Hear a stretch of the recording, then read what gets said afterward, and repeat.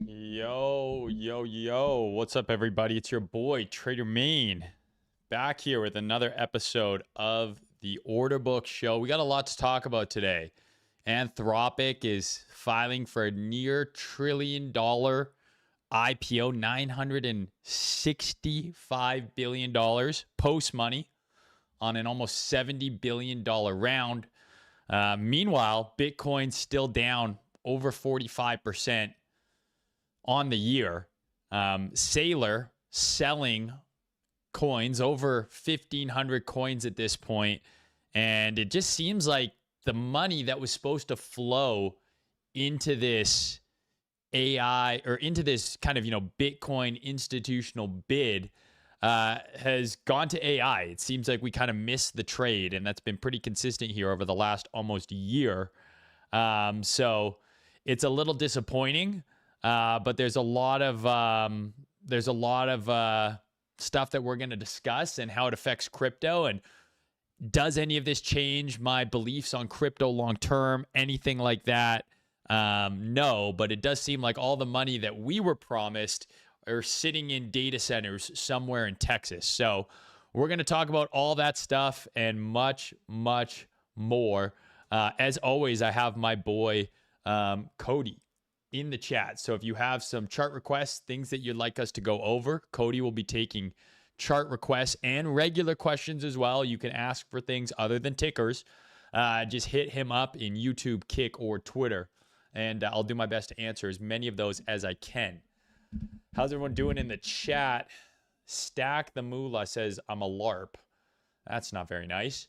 What's up, Donkey Boat? What's up, DGen Gambler? Dogboy, what's up, dude? Maine, do you see public miner compute being siphoned away by AI companies as a structural incentives problem? Why mine BTC over or below cost when they can sell compute at a premium today in scale?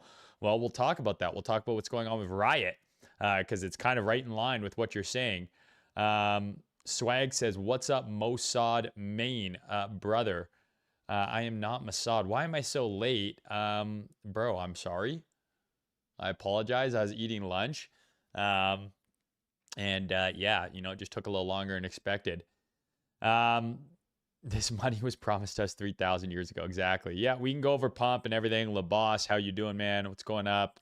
Just long it. No question. Just thanks for everything, dude. Changed my life. Investing, trading career. Wow. Very nice of you to say, bro. Thank you so much. All right. Well, let's get into the charts. As always, I'm going to go over kind of the stuff that I'm watching, and then we'll dig into the chart requests. So let's get started with Bitcoin. So Bitcoin still not doing a whole lot.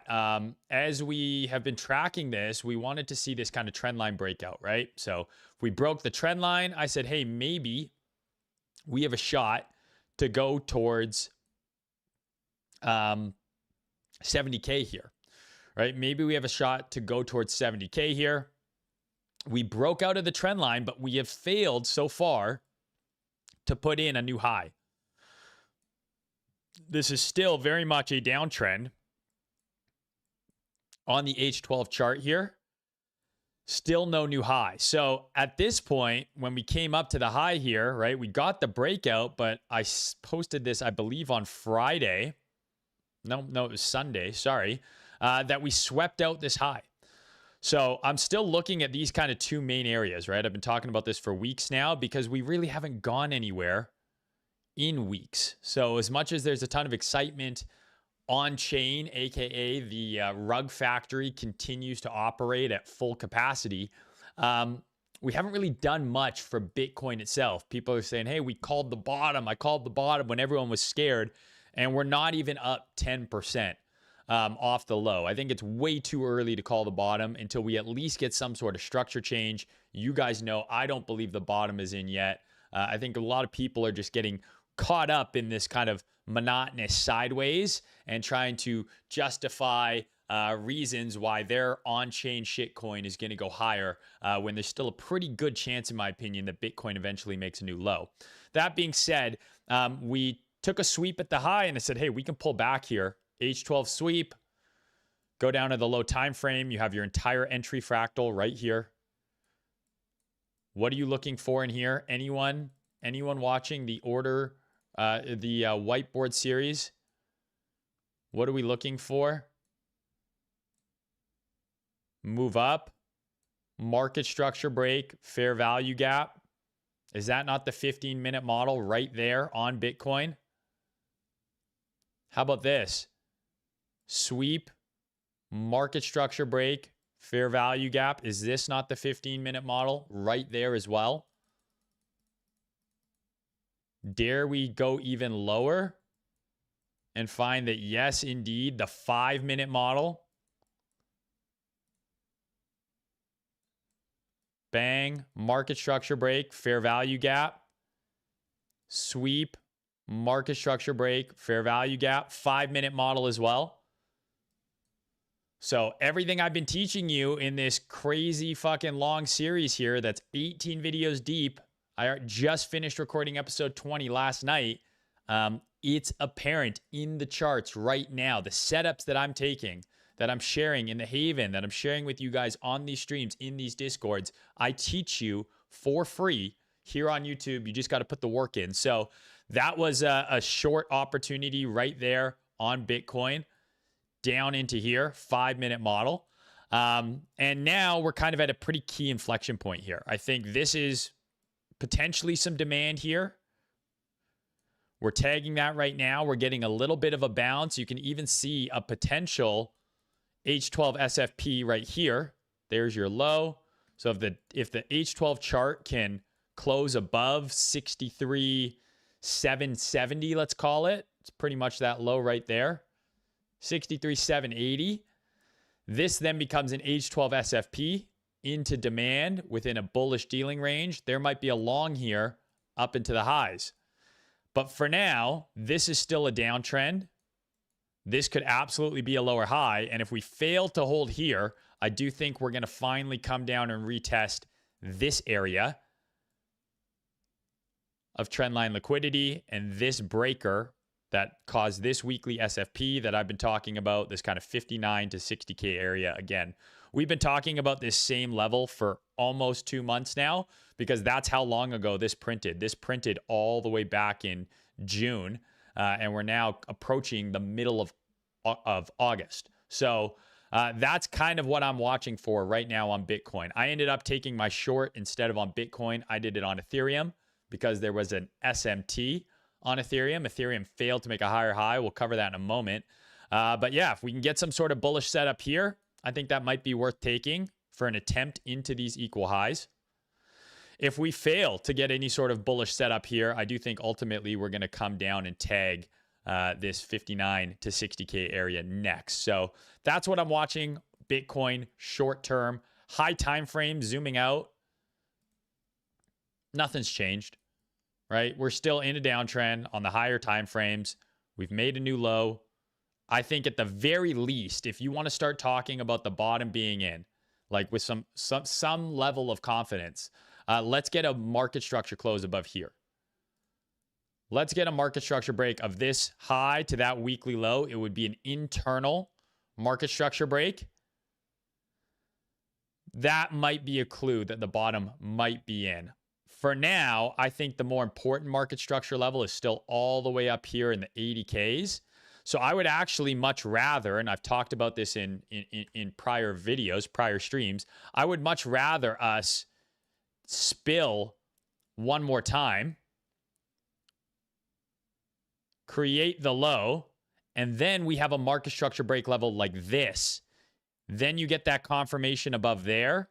That's your confirmation that the bottom is indeed in. Obviously, we're scaling in already, but that's where you unload the clip, similar to what we have back here, right? We want one more breakdown. So instead of this being the level all the way up at 25K, the level moved down to 22K, right? So it made one more low. So again, the age-old question, are we here, right? Are we here or are we already down here? A lot of CT seems to think that we're already down there. So nothing's changed yet for me, high time frame, and my low time frame plan hopefully is pretty clear. I want to see how this candle closes today. It's Tuesday.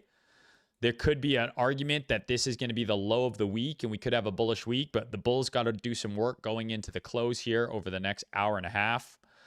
So let's see if they can do it. Let's see if they can do it. I ended up taking my short on Ethereum. So same setup, except for we had a bearish SMT. So what is a bearish SMT? Well, that's a great question. And it's actually going to be episode 21 of the whiteboard series. But I'll give you the TLDR because it's the same setup that we took here. The same setup that we took to short Ethereum at the highs here, I took to short here instead of shorting Bitcoin because Ethereum ended up selling off almost 40%, whereas Bitcoin only sold off 30%. All right. So we're going to explain that very quickly, and then I'll kind of back out my trade here. But ETH here, right? Let's do this. It's always easier to show SMT when you have both charts up. Okay, so this is Bitcoin here, and this is ETH here. So you can see from this high to here, okay, ETH made a higher high where Bitcoin made a lower high. Okay, and then in this little area of price here, Bitcoin made a higher high, very marginal, but still, ETH made a lower high. So this is a SMT divergence when you have these two correlated assets and you get different market structure. And you can use that as context or an additional filter as to what asset might be better for shorting, right? ETH arguably weaker here, or arguably stronger here, but potentially a little weaker here. And we can see that when we look at ETH BTC, we at least got that little bit of a pullback that lined up with the short that I took. So overall, I think ETH is still probably the slightly stronger two of the assets, but the goal is to take the setup that appears most readily available to you. So I call this a double confirmation setup. Really what it is it's just two setups in one. So instead of just the one SFP and the one market structure break, you get double, okay? So the setup was here that I took, but where did this form, okay? We had a daily SFP here, which means this is a daily breaker, okay? And we had a daily market structure shift right there. Within there, we had a daily SFP here. So this gives me more confidence on this setup than a setup on its own, whereas Bitcoin didn't have that same structure. It just had the one sweep. So I liked ETH more because I got this kind of double confirmation here, sweep, breakdown, sweep. So then when I go into the low time frame on ETH, what do we have? This is your original breaker. Pull that forward. Look where this tags into. Breakdown, retest. Tags into there. Gives us the sweep. Gives us a fresh breaker. Another sweep right here. So that was enough for me. I entered the short at like 1916 or whatever. I posted this on Telegram and obviously in the Haven as well. And we talked about this to enter and go down. And I mean, gosh, you also have like AMD here, you could argue.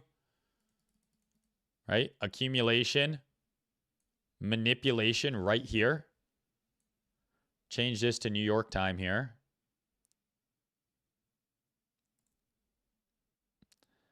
Okay, this is London Kill Zone, if I'm not mistaken, which is the episode I just recorded last night. But this is during the Kill Zone, I believe. There's your M, right? New York comes on. D. Setup within the setup. AMD, all within there, all chef's kiss. Take those all day. So I've been milking the market pretty good on these kind of trades lately. It's done me very well. I've taken a ton of them. But that's kind of all I'm aiming for, right? It's just these little moves where I have my setup. My system is giving me my entry trigger. All of the high time frame confluences are lining. Pull trigger, rinse, repeat. So none of this should be rocket science to you at this point. Like if you go look at this video series, everything I'm talking about here, there's your dealing range, breakers, okay? In this instance, we talk about top-down analysis, the actual entry model, AMD, Power 3, all the stuff I used for this setup is in those whiteboard videos.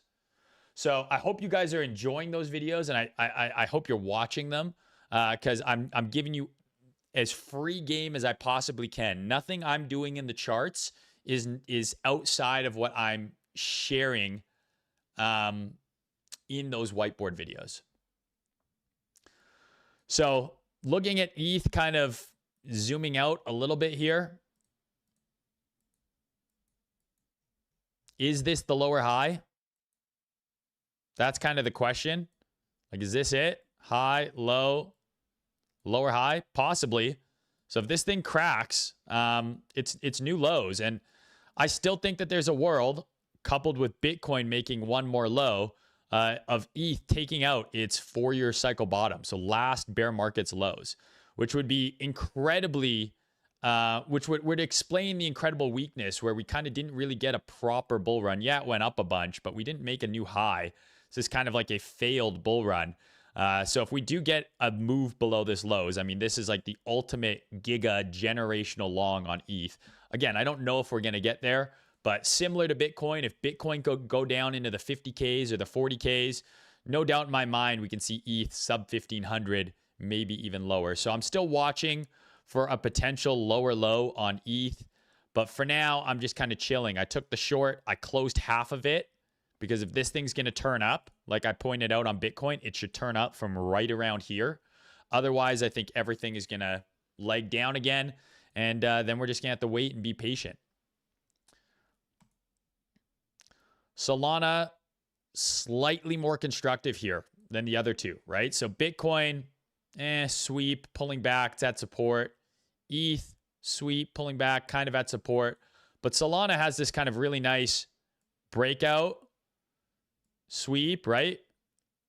Now it's like a reclaim, and it's attempting to push from here. So the whole market, at least crypto, Bitcoin, ETH, and Solana, the main three that I watch primarily, are at areas where I believe, this is the optimal spot for them to push it higher.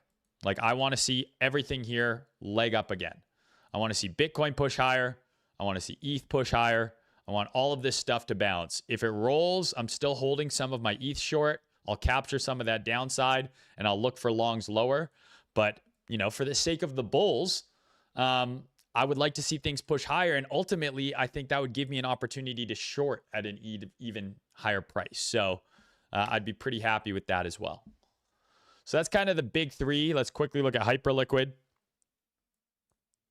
Not much going on. Hyperliquid's been kind of down only for a month. It's broken out of the trend line. It's consolidating here. You want to see pushes. And this goes for equities as well, right? We've gotten this breakout. I want to see continued impulsive upside. I don't want to see consolidation and grindy price action here. I want to see us push higher.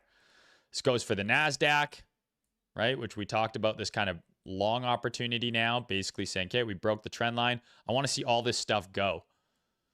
I want to see this go. I do not want to see this kind of like breakout and then just like grind sideways here. I want to see an impulsive leg higher for Bitcoin, ETH, Sol, Hyperliquid, the NASDAQ, the Russell, the S&P, the Dow. I want to see all of it push higher. If it's going to, I think now's the time. We don't really want to see this kind of dilly-dallying sideways grindy price action. We're in August now. We're into the end game. September's right around the corner. Summer's going to be over soon. So I'm hoping that volatility, specifically in crypto, picks back up in the relatively near future here. Nullsy4123 says, I got to message you on here because you banned me on YouTube. No warning. Come on, broski. Still love, though. I mean, what'd you do? What'd you do? Did you say something mean and then I banned you? Did you make fun of my neck? Did you tell me I wasn't handsome? Because those are bannable offenses. No question. Just thanks for everything. Oh, I already said that, but thank you again. Just long it. Gold says, when gold and XMR on breakout, only assets we need. XMR, I don't know because it's not really listed many places where we pull liquidity from. But gold, it's on the roadmap for sure. Common says, no change of character, no bottom. I don't disagree, bro. Rob says, Trader Main, any sort of huge risk of a crash after Anthropic IPO? Parents got one of those Black Swan scare tactic emails. Always need BTC broski. I mean, listen, bro. Do you think there's a reason why Anthropic might be pushing to do this IPO now as opposed to 6 months from now, or who knows, as they maybe well realize that, hey, things are really crazy. Valuations are nuts. The market is going nuts. Probably as good of a time than ever to get this IPO out of the way before maybe they won't be able to pursue as aggressive of an IPO target. Tradermain.com to join the Telegram, guys. It's completely free. All my stuff's on there. You need my advice with your girlfriend. Hit me, bro. What's your question? Richie Jobs says, Main, why no say hi, bro? I'm sad rest of the day. Also, be brave. What's your, if I had to say BTC bottom, get wet, it's okay to miss. Well, hello, Richie. I don't want you to be sad. I think I've said it pretty consistently. I think 40 to 60K is the Bitcoin bottoming range. If you want to give me an exact price, if you want me to give an exact price, I'll say $48,000. I have no idea whether or not it gets there. I'm much more interested in accumulating between that 40 and 60K range or on a market structure break. When RainBet IPO led by Main? Listen, bro, if RainBet wants to sponsor the streams, all they got to do is shoot me a DM. I think people clowning people for taking money to post sports bet are retarded. One of the best things you can do as a trader is have supplementary sources of income, because it's going to make your trading way better because you're not stressed about money constantly. If you know that you can get your bills paid by posting some sports bets and then you can use your trading account to just trade, I think you should fucking go for it. I know everyone's got a different level of moral barometers. I don't think someone posting sports bets from RainBet and getting paid for it is worse than the stuff that we see go on in the meme coins, where you guys praise some of these meme coin traders like they're gods when they're literally raping you on chain, financially, of course.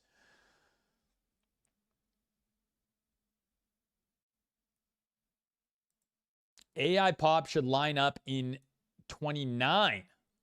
Okay. With the BTC pop and the everything pop, the centennial cyclical cycles. Is Ray Dalio in the chat here, boys? I thought he was still in Ibiza.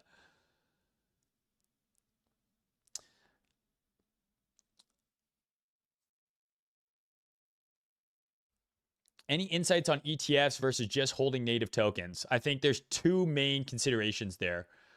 Consideration number one is not your keys, not your coins, right? Like when you hold the coins on your cold wallet, your hot wallet, those are your coins. You can put them in your suitcase and you can escape the country for the tax fraud that I imagine you're committing. You can shove it up your ass, before you get taken to jail.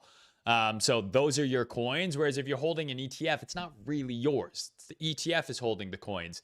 Now, for many people, self-custody is actually very stupid. Most people do not have the ability to do self-custody. It's challenging because it requires work, requires you to actually manage your private keys properly, have plans in place for things happen. Your fucking house burns down. Where are your private keys? Were they written on a piece of paper, attached to your monitor? That's not going to work. So self-custody is not necessarily right for everyone. And some of these institutions might actually be a better custodian than you.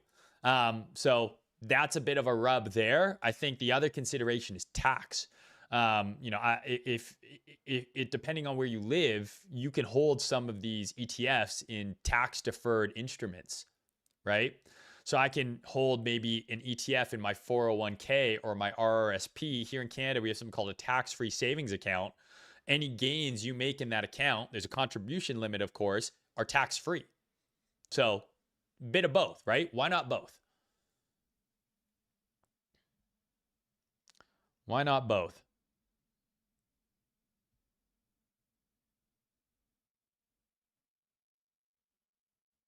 Is SMT required for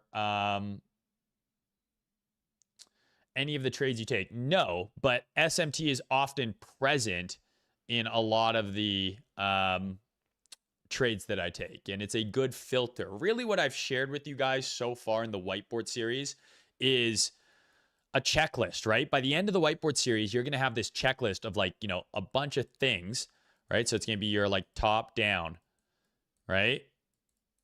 And then it will be like your, liquidity, your draw on liquidity. It's going to be, time of day. It's going to be SMT. And you're going to have all of these things that you're going to check. And a certain amount of these things you need, right? Risk reward, right? A certain amount of these things you need to actually take the trade. Some of the things on the checklist aren't necessary, but let's say you need these 3 things to take a trade. This one, and this one, just hypothetically speaking here. These ones aren't mandatory, but if you do check them, this trade that was a B now becomes an A. And if you check this one as well, that A trade now becomes an A plus trade. So now instead of risking 1%, 2%, right, you might risk 2.5 or some shit like that, right? Dynamic risk management. So some of them are mandatory for trades. Some of them are like a weighting and grading system that will tell you which trades might be better than others, or they might keep you out of a trade. So it's a really good, hopefully, I think you guys are finding it is a really good way to show you, because I'm trying to go through things step by step and it just all builds. And it's like adding additional lenses to a camera, just getting finer and finer and finer and finer. You don't need every single lens to take the trade, but if everything lines up, you get that perfect shot, you get that perfect trade that's worth, risking your money on. Love from India. I love you, bro. Cody, can we unban Anon00 from YouTube? I don't know how to do that. I'm gonna have to have Cody do that, but you're coming out of gay jail, bro. Coming out of gay jail.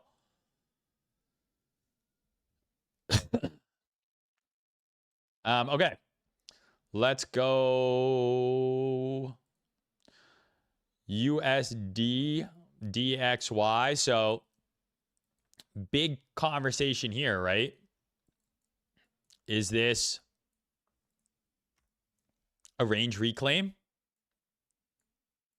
And we're going to go all the way back down. If this is the top of this dollar move, I think this bodes really well for crypto. Right? If this shit just rolls, I think that's really good for crypto. I think the worst case scenario for Bitcoin, worst case scenario is hyperbole. But I think a less ideal situation for Bitcoin is if this thing follows my original squiggle of, going up towards these range levels. If that happens later, that would be, again, more optimal potentially. But for now, it's still retesting this support level. Let's see what happens here. Is this thing accepting back into this lower range, or is it reclaiming this kind of larger range? Yeah, and I kind of already went over the indices. Like, we just want this shit to go. Like, I just want this shit to go. I want this to be a stutter, and then continue. I don't want some sort of long, choppy consolidation here and then a break back into this range. That would be bad.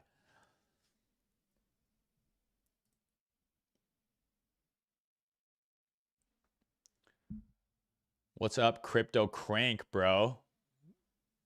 Thanks for tuning in, man.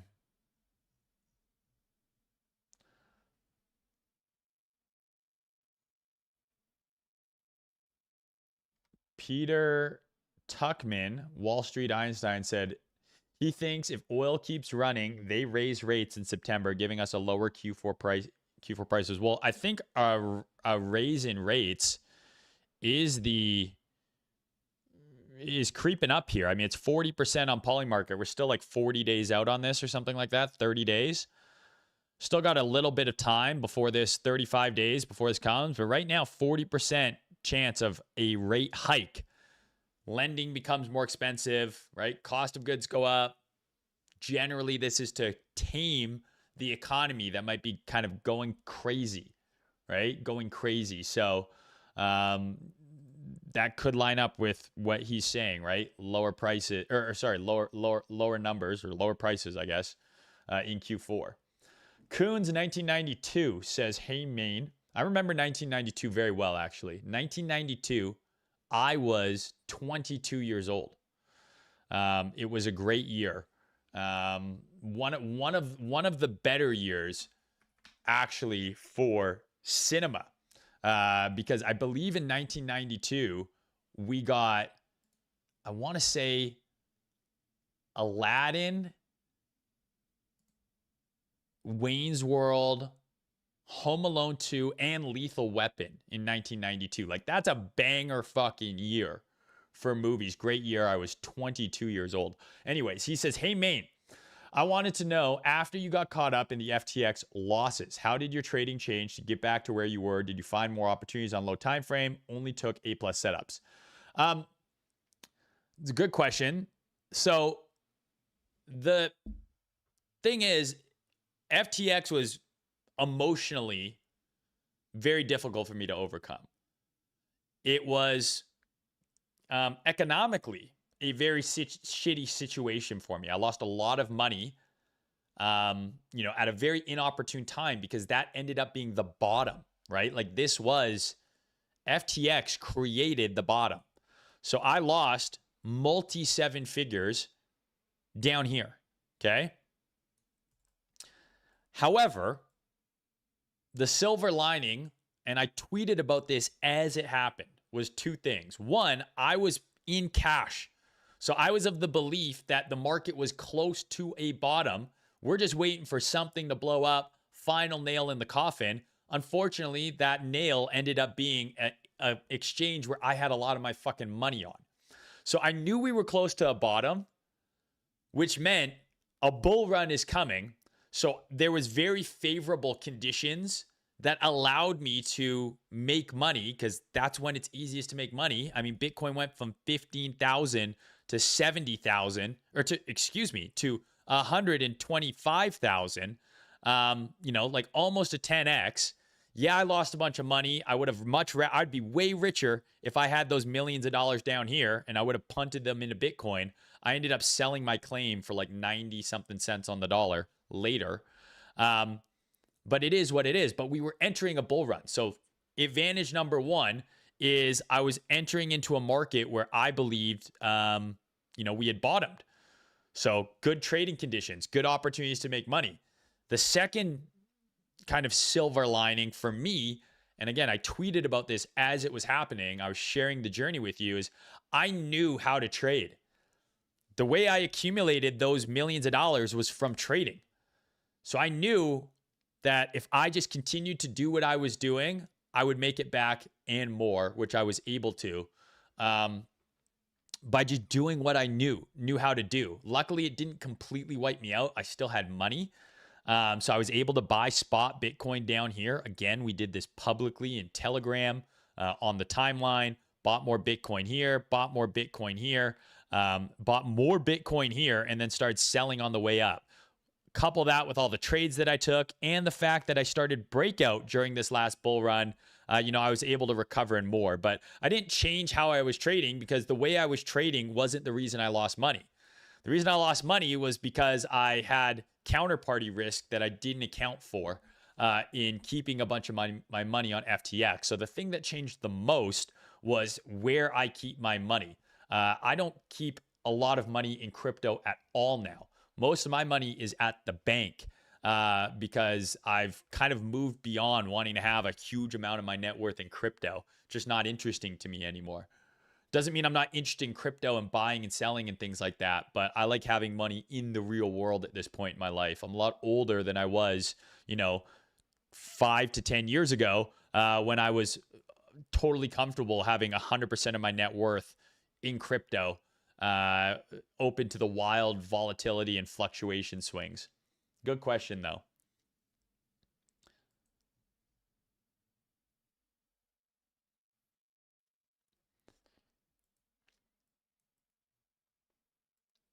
Okay. I think I've covered everything I want to cover, so I'm going to get into I'm going to get into the chart requests here. I'll just really quickly go over some of these AI names. So we know the story, right? Leopold's out. Now, is this just a lower high?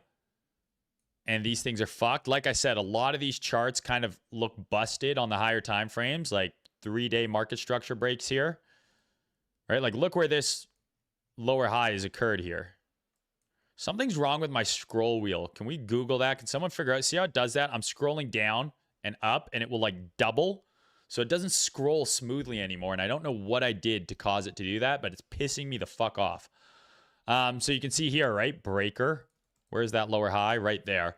If gun to my head, I think like sideways probably for a lot of this stuff going into the end of the year. But that's just me. NASDAQ arguably... not NASDAQ, sorry, NQ, we never got our market structure break here. We are still technically within the confines of this breaker zone here, so anything can happen. But this is potentially promising, kind of this switch here. So that's something to watch. I'm going to remove this for now, and I'm just going to actually watch this level. I probably want to see if we get back below here now. That will be the area that I'm looking at. MU, kind of same as Bloom Energy, like had that bounce, but meh, not really doing much. Same thing with this, right? I talked about a lower high here. There you go, nuked off. So I think, again, gun to my head, a lot of this stuff probably choppy, churny into the end of the year. So let's get into the chart requests now. What's up, Anon? Welcome back. You're out of gay jail, dude, but behave yourself, right? You do any gay shit, back in gay jail. Where's my water? Guys, the forest fires here in BC are so bad.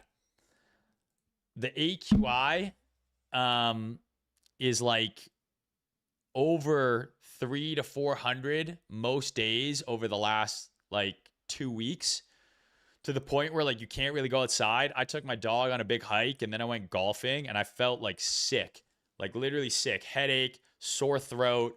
I can't really see the sun. It's supposed to be like 30 to 35 Celsius, like really hot. But you don't even feel it because there's so much smoke. It's completely socked in. There's just fires all over BC. It really sucks. So I might have to go on a little trip or something just to get some fucking air. Breathe air.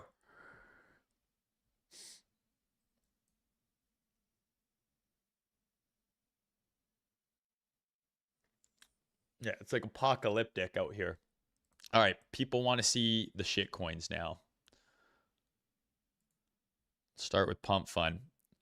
So we had talked about the coordinated. See how when I'm scrolling, it fucking stutters. Someone figure this out for me. Someone figure this out. Scroll wheel stuttering. It does it when I scroll too. Look. See, it like pauses. See how it slows down? Why is it doing that? I don't like it. Oh, sorry. You see what I mean, though? See how it pauses when I'm scrolling? It's like stuttering, and I hate it, and it drives me nuts. Someone needs to figure this out. We need to get to the bottom of this. So we talked about kind of the coordinated pump fund shilling going on. Right at the same time as, a big unlock happening. Now, is there a chance that Pump Fund, which is, soliciting people from FOMO, and trying to win the meme coin app trading war there, because I think FOMO was kind of leading for a while. They launched it first with the no bridging, all that shit. Is there a chance people who were in the Pump Fund pre-sale, right, the raise, were saying, hey, you're getting a big unlock, I'm not going to name names, but we know who they are, right? All of a sudden, Pump looks really good now. At the end of the day, I talked to you guys about this sweep saying, hey, the chart looked good regardless of whether or not the unlock was happening. Just convenient timing that the shill brigade showed up at the same time. But you have a big weekly sweep here, right? And then you have a market structure break. This is just the 3-day chart. You go down to the daily. Like, this is a weekly, daily setup right here on Pump Fund. There's your breaker. Like, that's a really nice setup. You get a nice little sweep in there. So this was a great setup. I'm not in this, and I also didn't get into the pump fund fundraise. I would have absolutely stroked a massive check because I'm always willing to bet on people being degenerate. And you know, the business is printing money. So naturally, I have to be a hater because they didn't let me in. They didn't let your boy in. Can I not delete some of these? Like, are these not fucking dead? Pengu, no, I can't hate on my boy Luca, but like this one's toast. I think I lost 200 grand on this coin. Thanks. Shout out to fucking Trader Cause. Told me this was the next coming of Pepe. I think I nuked 200 grand into this thing like here. I don't think I was in profit at all on this coin at any point. I think I bought it and it's basically been down only ever since. Serves me right, forever fucking longing meme coins.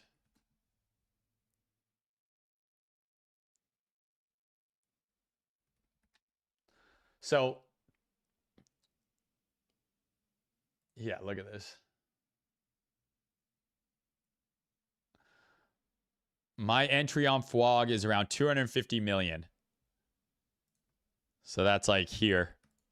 So we're only down 97%. Maybe it will come back. Maybe it will come back. Yeah, so I bought. Yeah, no, this is after I'm already cooked. This is like right when I bought here.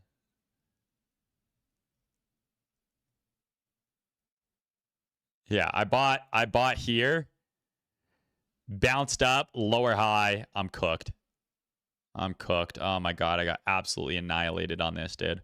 So the thing that is difficult for me with meme coins is it's not that I don't want to trade them. Like, I see what some of these guys are doing on Pump Fun and FOMO. And I'm not talking about like the absolute shitters where they're, you know, buying them and then it goes up and they're selling it when it goes to 2 million. But there's some of these coins that are like 10, 20, 30 million, right? That I think could absolutely go to 100 to 300 million. I'm not saying they're multi-billion-dollar coins, but I'm like, hey, I've made money this way before. And occasionally you do get that random one. But when you have a big audience like me, there's this moral dilemma of if I buy something, people are just going to blindly copy it, right? And so you look at some of these best on-chain traders, they have tracked wallets where they'll buy it on their main wallet, and then on side wallets, they'll already have accumulated and they'll dump into the pump, and they're just farming their followers. I never want to do that. So I never post about any sort of meme coin unless it's usually at least like 50 to $100 million market cap. Last cycle, I don't think I posted anything that was under 100 million. It doesn't mean I wasn't trading stuff that was under 100 million. It's just that I don't want to fucking tweet some coin, you know, that's $2 million market cap where if just, 10% of my audience buys, it's going to 5x. You know what I mean? Like, it's just, I don't feel good about it. But I also want to participate. So it's a little bit of a dilemma because, I mean, Ansem, arguably the biggest account on the platform at this point with the most amount of, notoriety, is very open and public about like his meme coin trading. Fuck, he has a meme coin in his name. But then you look what happened with like Flowhorse. Someone made the Frohorse coin and that was like probably one of the worst PR spectacles I think I've ever seen. If he would have just DM'd me, I would have, helped him avoid,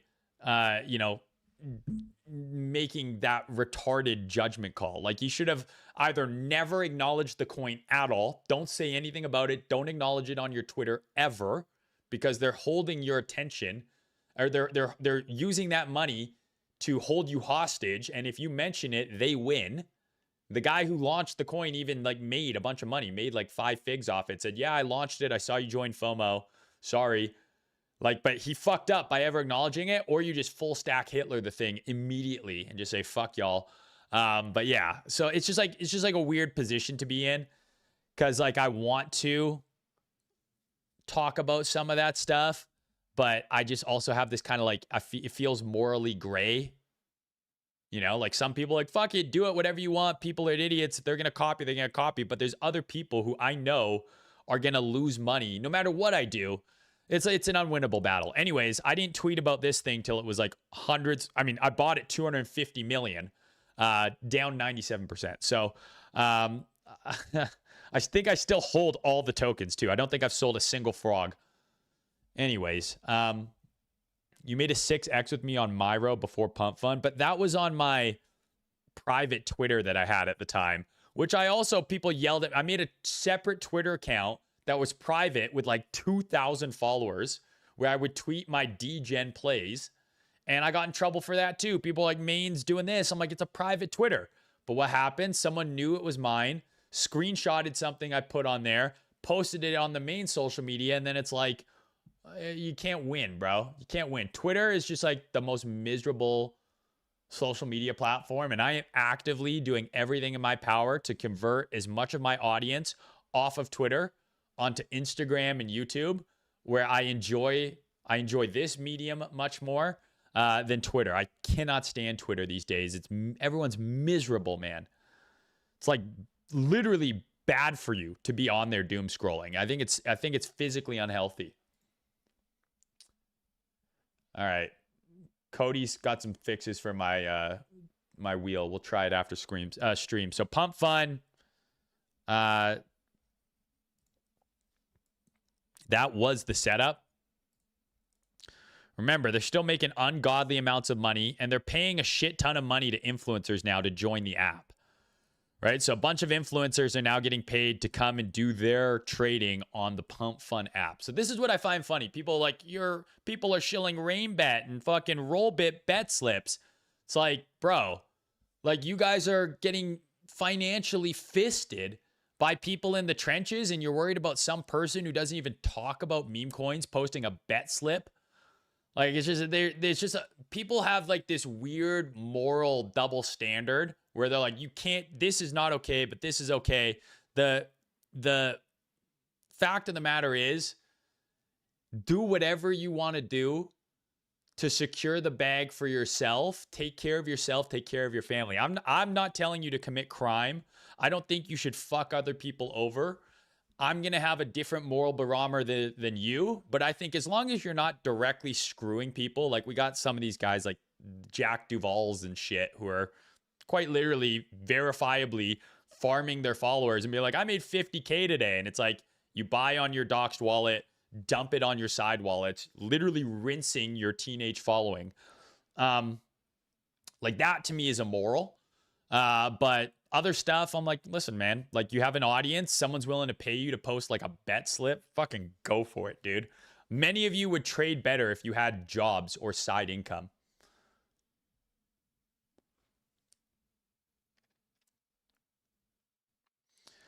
Do you think changing Twitter to X and the loss of CT Soul cooked the last cycle? No, I just think CT has changed and there's nothing I can do about it. I'm an old head, man. I'm one of the plumbers that Thread guy thinks, people were trading against. I actually kind of agree, kind of disagree. It's a very multifaceted conversation there. Anyways, Pump Fund into resistance here. This is a, 100+% move off the bottom. Some sort of pullback, I wouldn't be surprised. Tau.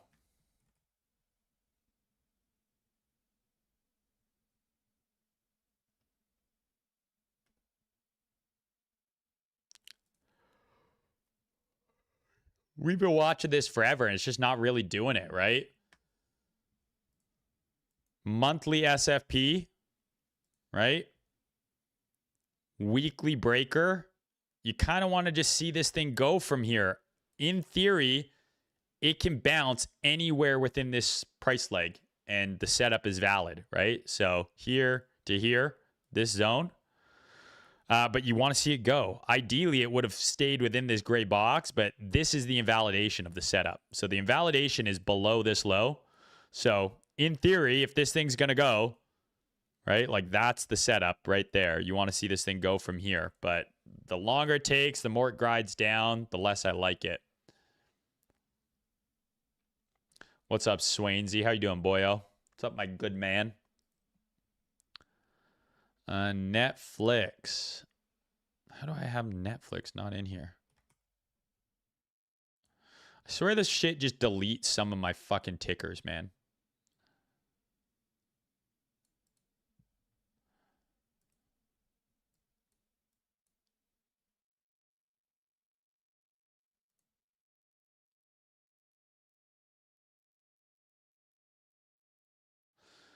I mean, I really would have loved for it to have retested this. That would have been super, super poetic. And maybe it still will. That yearly order block. It doesn't have to, obviously, but this thing's been in a pretty strong downtrend for a little over a year now. We got maybe some resistance here, right? But it's attempting something. Something is happening. Whether or not we know what that is, TBD. You kind of got like that trend, and then you got this like really aggressive trend that it's breaking out of. Right? You could kind of argue it's trying to break out. What I would love to see on Netflix, though, is one more move down. Take out like maybe these lows and this low into this yearly OB. I think that would be a pretty nasty area to look for a high time frame swing long. Sorry if I keep touching my nose. I was outside so much and just inhaling tons of tiny little smoke particles. I've probably shaved years off of my life. So my nose is all plugged and full of like literal like forest fire fucking smoke. Can I do artificial Inu? I don't know, bro. What's the market cap on it? I feel like I might go to jail even for just saying it out loud. SoFi Technologies. Oh, $20. Wait, what currency is this? I don't know what currency that is, but dude, thank you so much. I really appreciate that. Puddle B, shout out to you. I don't know what currency that is. Watch it be like 10 fucking Zimbabwe dollars. But thank you so much. I really appreciate it. I mainly made that goal as a joke. SoFi Technologies here. I think this is very interesting, right? Just like look at this. Forget what time frame this is on and forget what chart this is. Like, what do you see here? Like, what do you see here visually? I see a low, a high, a higher low, a higher high, a higher low, a higher high, potential for higher low, and expansion, right? So I think this looks really good. Cody, add CRWV for Puddleby up next. So this to me looks really good for another leg higher, right? So it's holding this it's still early. Sorry, now you have to look at the time frame. This is 3-month demand. Okay, so this is 3-month demand. So this can take a while to actually come to fruition. But if we draw out this, go down to like the weekly. Did it take out that low? So it looks like we just peaked below that. The lowest price is 1488, 1492, 1493. So we took out these equal lows just barely, but we did, and we got a pretty decent reaction out of there. So I like this chart. I think you have a clear range here now that you want to trade. So if it breaks out of this range, I think it's probably a long. If it comes to the lower part of the range here, gives you a setup, I think I'd probably be long biased as well. Zooming in even more, I like this fair value gap that was created after running the lows. Right, so we have a fair value gap here that we're tagging, and notice we swept those lows, fair value gap, retest, bang. So I like this on a pullback, I think, and I think I'm leaning to the upside here.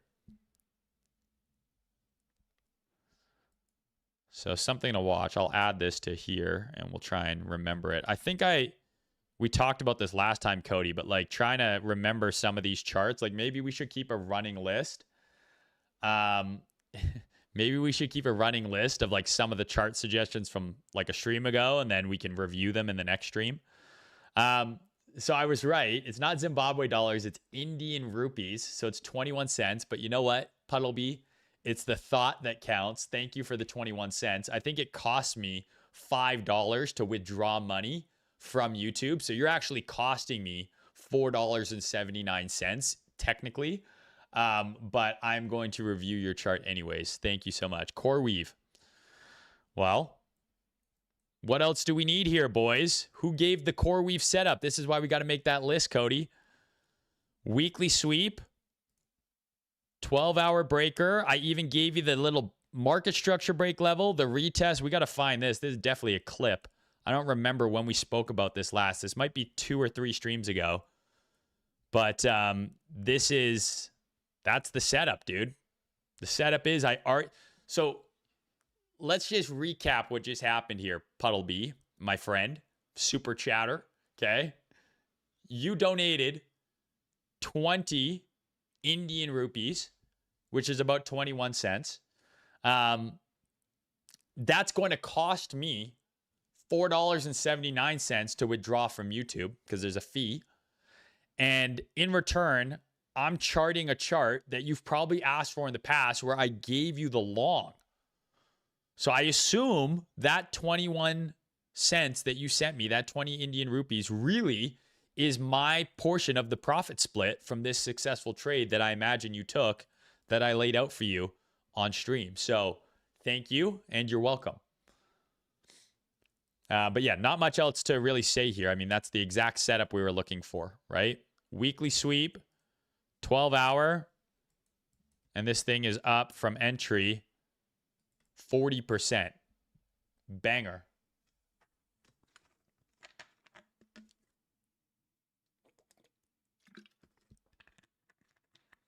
I really am the nicest. I really am. Okay, let's look at ZCash.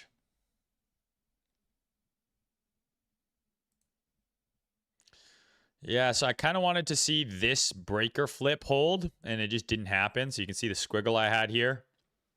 Didn't get it. So still nothing really doing here. If anything, it's kind of looking like inversey head and shoulders. Or no, regular head and shoulders.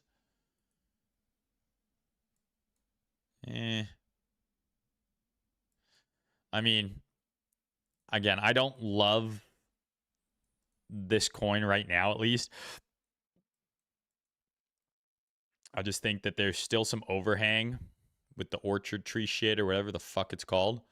But right now, okay, you have a low or a lower high, a low, potential lower high, potential for a lower low.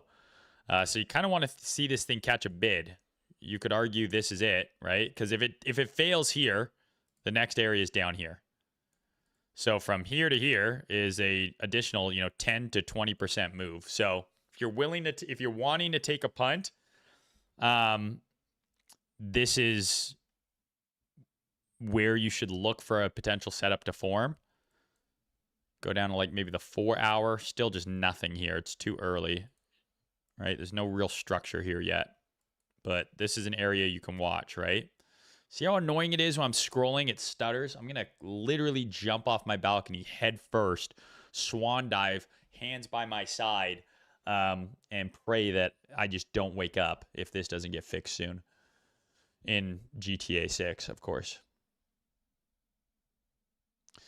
Al Ross says, I hold by, bro, from BTC. Is it right or wrong? I'm not going to lie, my boy. I don't understand the question.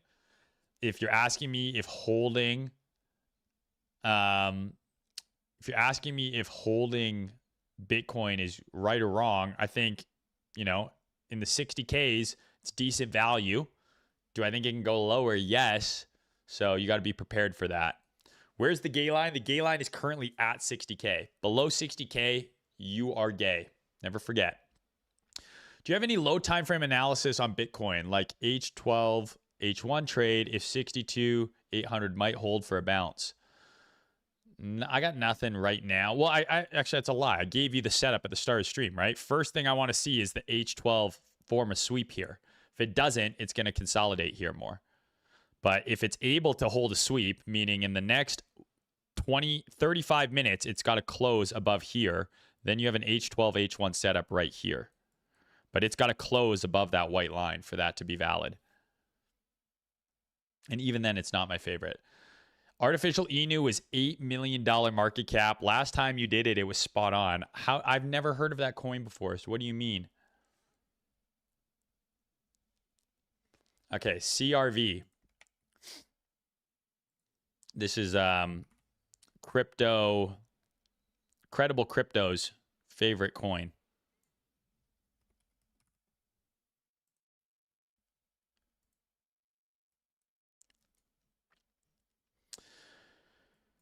Yeah, so I mean, this thing took out like its prior bear market low, which is generally like, you know, failed cycle kind of shit. But I don't really have anything for this, to be honest with you. Thank you, bro. I'm a big fan of you. Yeah, I don't really have anything for this. It's like, you know, what do you say about a coin that is doing this other than like, you know, how much lower can it really go? You know, technically infinity. But we took out that low, right? So we took out the low from 2 years ago. So I think your best bet at this point is, you know, market structure break. It's kind of flipping this already. Like that would be the setup on this if it's going to go. Market structure break, long the dip, stop below the low. Target like there, 45. It's probably a decent, it's probably 2R.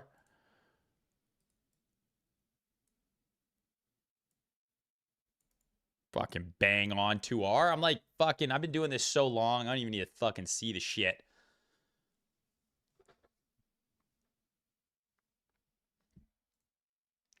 XPL. You guys just love this dog shit. You guys love the dog shit, don't you? Don't you? I mean, how many of these am I going to give you guys? This is the same setup as Tau, right? Like this and Tau, same setup. Monthly SFP, weekly breaker. I even put the risk reward tool on this one for you guys.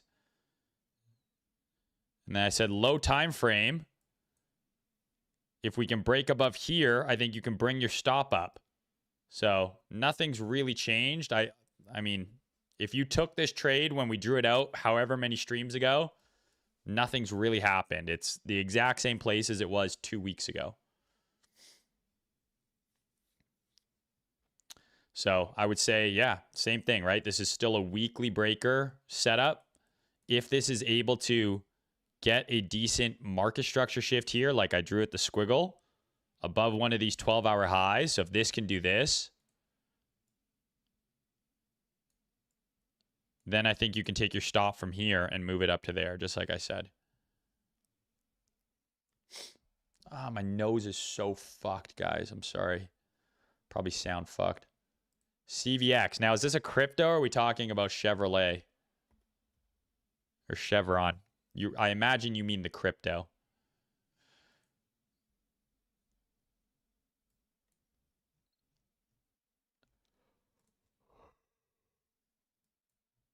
Yeah, I mean, same shit. AMD.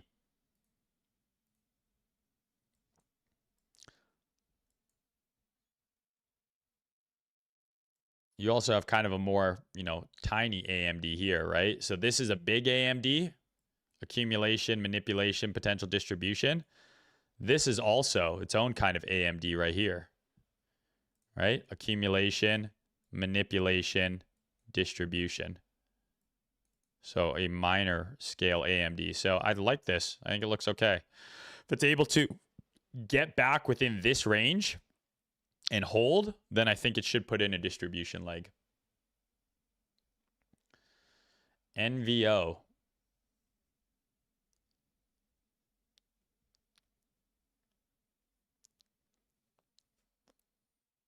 Yeah, sinus issues are horrible. I mean, this is just smoke induced. I don't know if you guys remember, about a year ago, I had like a really bad case of sinusitis, I think it's called, where I had like a crazy inflamed sinus, and I got it because I got super sick, and I started using like a nasal, spray that I bought over the counter. They just sell this shit. And it was the only thing that was giving me relief. But then like you get addicted to it, I guess, and I couldn't breathe without it. It was fucked. It was like a month of hell. I thought I had mold poisoning. Novo Nordisk.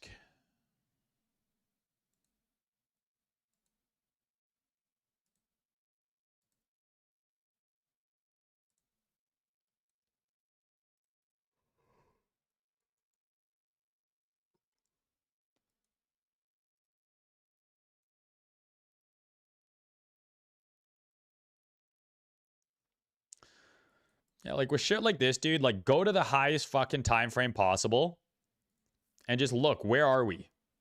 Okay, this is the yearly chart.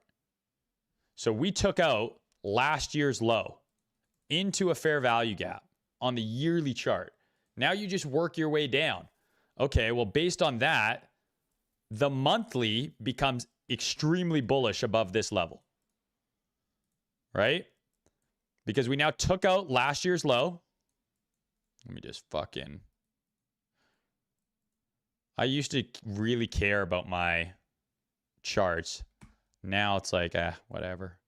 I used to have these super pretty annotated charts. There's last year's low. We can call this...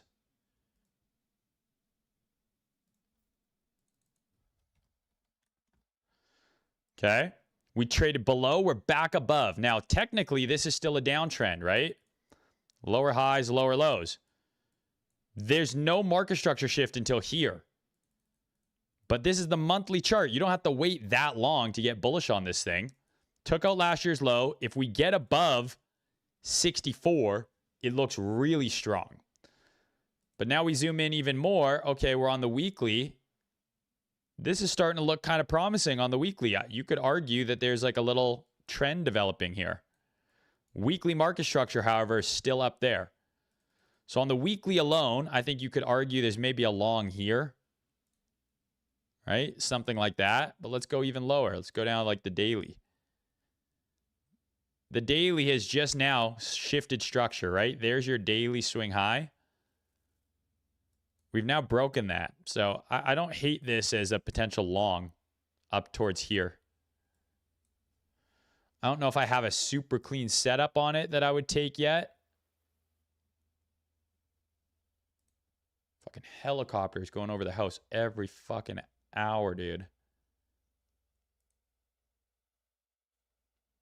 I don't think the mic's probably picking that up, but that is loud as shit. Yeah, I'd like to see if this thing holds. Right? Structure is up there, but this looks kind of interesting here.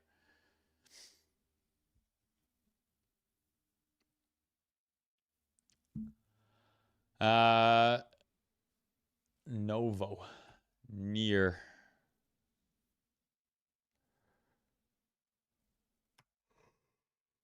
Oh my gosh. Like such an old man, dude. All I do is yawn all the fucking time now. Like, I could go for a nap after this. Like, it's crazy, bro. I don't know, bro. What do you, like, why do you guys make me look at this dog shit?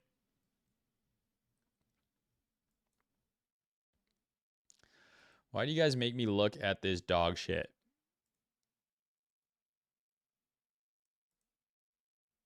It's down huge. It's back into its original area of consolidation.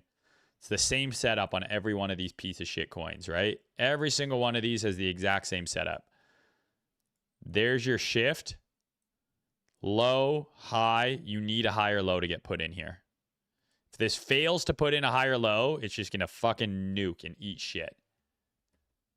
So you want to see a higher low here. Wasn't near one of the semi-hyped ones recently. Yeah, probably because it had a singular green candle after fucking many months of pain. I am turning 51 next month, return on wager. That's a very good observation. So it's actually completely socially acceptable that I'm sleepy in the middle of the day. You're right. Thank you for reminding me of how fucking old I am. I have one of these, like, you know, Gary Vee, who's kind of going viral right now because he's telling everyone that, like, the gentle giant and the inquisitive iguana, like, he's trying to bring back fucking his NFT trading cards. Now, Gary Vee follows me, so I don't want to try to talk shit too hard, but, like, trying to sell these fucking cards, I think, is kind of a bit of a joke. Gentle giant, the inquisitive iguana, the fucking shitty salamander, the fucking lame ass lizard, the dumb dinosaur, right? The fucking retarded rat. How about those for names? Those might be even better, Gary. Now, I like some of Gary's messaging, but sometimes some of the stuff he says annoys me. However, I used to always hate on Gary when you'd, like, people would be like, I'm this old and, like, you know, I feel like I missed the boat. I'm out of time. And he would always tell them, he's like, you have so much time. You have so much time. Fuck you. You're so young. And you'd say this to everyone. And I'm like, okay, Gary, but, like, someone who's like 40, like, you know, they don't have as much time as you think. As you get older, one thing I will say, regardless of how much money you make, the only thing I'm really envious of people is the ones that are younger than me. Like, I don't envy anybody who's older than me. I have everything I need. I have everything more than I ever could have imagined I would have at this stage in my life. So I don't envy what people who are older than me have at all, because I know I can get there. That's ahead of me. What's gone already is my youth. And I'm so envious, not in like a bad way, of young people, because, like, oh my God, if you're young, dude, it's the best. You have so much time and energy and just, like, so much to look forward to. The world is changing. Yeah, it can be negative and crazy, and AI's taking the jobs and all this shit. But, like, if you're switched on at all, if you're focused on making money at a relatively young age, if you got a good head on your shoulders, you're a little bit more mature, and you're in your early 20s, mid 20s, and you're already thinking about all of these things, you're involved in crypto, in AI, you're in the online space, you're doing self-development, my God, I would give all my money I've ever made back to go back to being 20 and having, like, that much more of your life ahead of you. So that's one thing I will say. I agree with Gary on is, like, you know, if you're young, dude, you have the most valuable asset in the world. It's not Bitcoin. It's not gold. It's not meme coin 69420. It is youth. It is youth. That is the most valuable asset in the world. More time to live, to experience, to travel with no responsibility. More time to spend with your friends, your family, your parents before people get busy. When you get older, man, you don't get to see your friends as much. Your boys, they got kids now and shit. No one's playing Xbox and hanging out anymore and going for beers on the weekend. People get shit. Your life becomes busy. And then, like, you kind of look back and you're like, man, those days I took for granted. That is one thing I am unbelievably, envious of. Would I rather be young and broke? If I could keep some of the knowledge I have now, like, if I could have all the knowledge I have now and go back to being 20 but having no money, yes, in a second, I would take that bet or that trade. If I had to do it all over again, but I was as retarded as I was at 20, I'm not so sure. I was pretty retarded at 20, but I still might take that. But man, if you're young, dude, take risks. Make the most of your time. You have nothing to lose. Especially if you're like a young single guy, dude, you got a little bit of money, you should be taking all the risks in the world right now. Bro, you're acting like you're 40. I'm 51, dude, in a month. NBIS. So this is, I believe, one of Leopold's. I don't know if he held this in the city trade or if that was already gone. But yeah, nothing's really changed here, right? We drew out the order block. We have the sweep. Not much to update. Go down to the H12. Front ran the breaker a little bit. This might already be ready to go, but maybe you could get lucky and just leave a limit bid there. Stop down here. And we just get like a quick whoosh. Probably not, but you never know. I think this just might be a front run, but you don't know. We don't know. You don't know.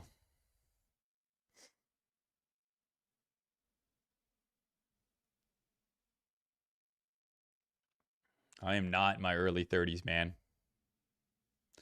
I am not in my early 30s. I wish I was in my early 30s, bro. Okay, DOGEcoin. What happened to Doge, man? What happened to Doge? This coin literally has unlimited supply, guys. Unlimited. So this never got its breakout. Like, that's what we were tracking here. The 1, 2, 3, it needs to get the breakout. Switch to stage 4. It never got it. It just dribbled down to new lows. I'm 40, looking 25, active 15. What I will tell you is no matter how old you get, nothing really changes, at least for boys. I think, like, in my head, I'm still like just a fucking teenage kid. Like, yeah, I can act adult and be responsible and hang out with the grown-ups, but, like, I still fucking laugh at silly stuff and like all the same things I liked when I was a teenager. Yeah, I mean, fuck, dude. I don't know. Like, who's the marginal buyer for Doge when there's infinite new Doge coins that maybe don't have the same shitty tokenomics that actual Doge guy does? I mean, this thing can pump. It always can pump, right? That's 700% move in the last bull run there. It's at an interesting spot, right? That's 3-month order block. We're now down to the weekly chart. You just want to see this selling kind of subside, right? We were hoping that that was here. Instead, it made another aggressive lower low. Not quite an SFP there, but enough to warrant a lower time frame look. Yeah, I think you want to see like some sort of breakout here, dude, if this thing's going to go. And it might be giving it to you. So maybe it's due for a little bit of a pop.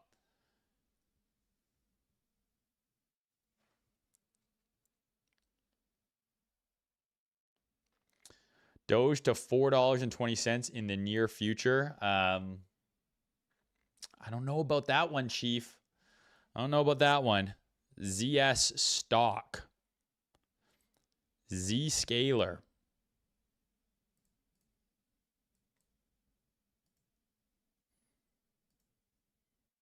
Is it Z or is it Z? Technically, I'm Canadian, so I should say Z. I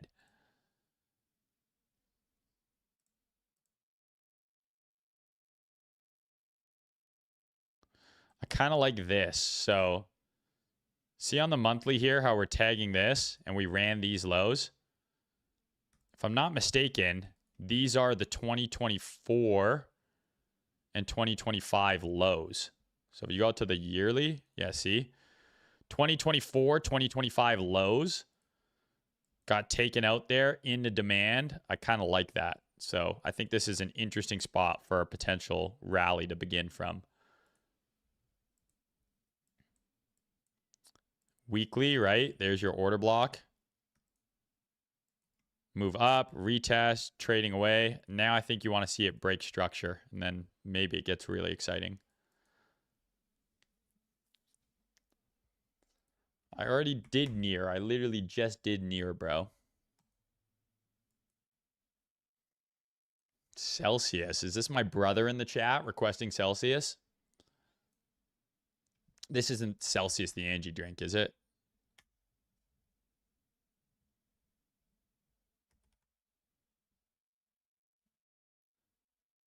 Is this the energy drink?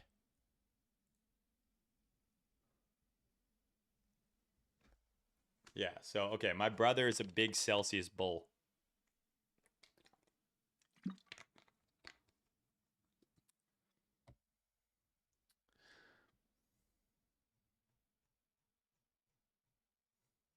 BTC is going crazy. Hasn't really moved, bro.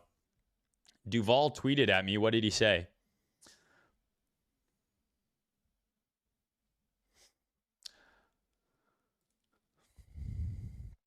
keep in mind, my opinion on Jack Duvall is completely based on what I see on the timeline. I think I read a Inverse Bro screenshot where he was going at it with one of Jing Tao's 500 accounts.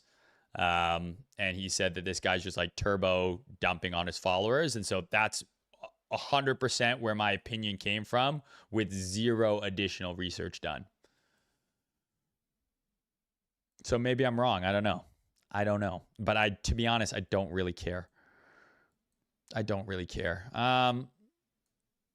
Yeah, like this is an interesting area. Like it's got to hold here is kind of what I would say about Celsius.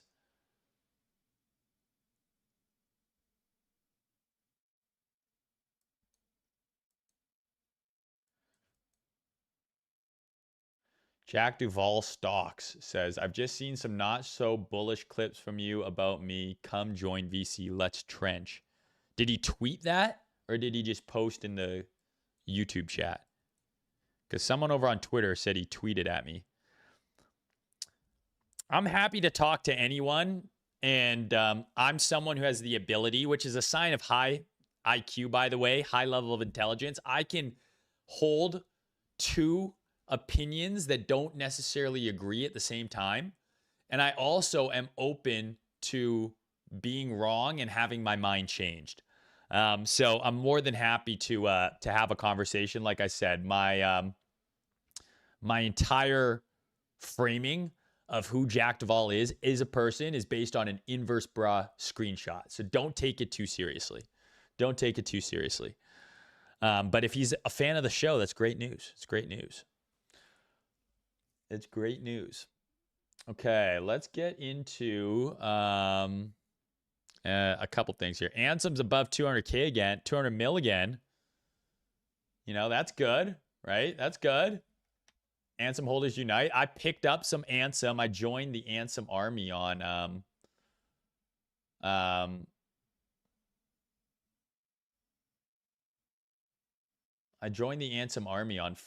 So I bought FOMO.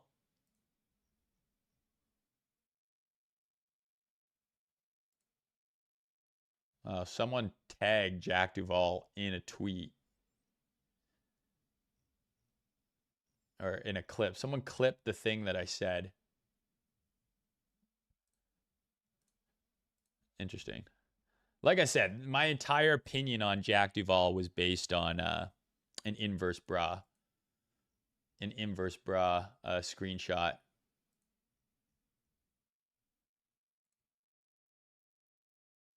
Oh, Jack Duvall follows me. Should I feel bad now? I don't know. Anyways, so I bought Ansem on FOMO, and I bought whatever the cat is, Robinhood cat. What's it called? What's the cat on Robinhood called again? Cash Cat. I bought some Cash Cat as well. On FOMO, I bought a dog as well, dog pipe or something like that. Dog with pipe dog. But yeah, Ansem. Starting to bull post again. Stock is moving. The coin's moving a little bit. Jack Duvall, friend of the show. We do wish him well. We do wish him well. Huge friend of the show. Longtime fan. Speaking of the show, guys, make sure you go and follow the order book over on Twitter. It would really help me out if you all went and followed this page. I would love to get this to 5,000 followers. We started this show in February. It's crazy. We've done almost 50 episodes. Your boy Neck has never been this organized on YouTube. 2 streams a week. Market a whiteboard video every Monday. Interviews. Like, the boy's cooking. So if you want to support me, go give this a follow. We only need 363 more to get to 5,000. That would be awesome. Do I care if people clip my videos? Go for it. Make sure you're following Order Book Show, same handle over on Instagram as well. Lots of clips from the show going live here. We're slowly growing this audience, which is awesome. So again, if you want to support your boy, you like the stuff that I'm posting, just give me a follow. It's that easy. It's that easy to support me. It's that easy to help me out. It doesn't cost you anything.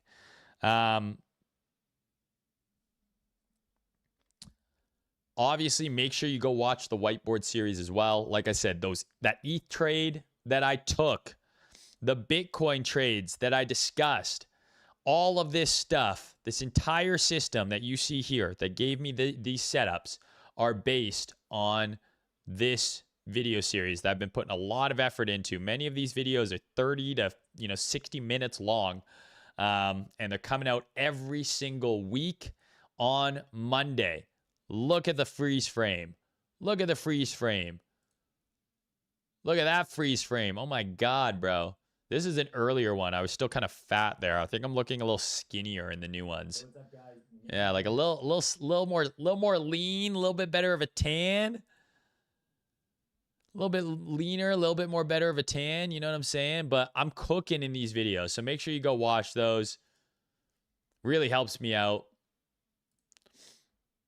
All right, let's get into some of the news because we got a lot. We got a lot of news to talk about here today. So let's get into some of it. Oh my gosh. Oh my gosh. So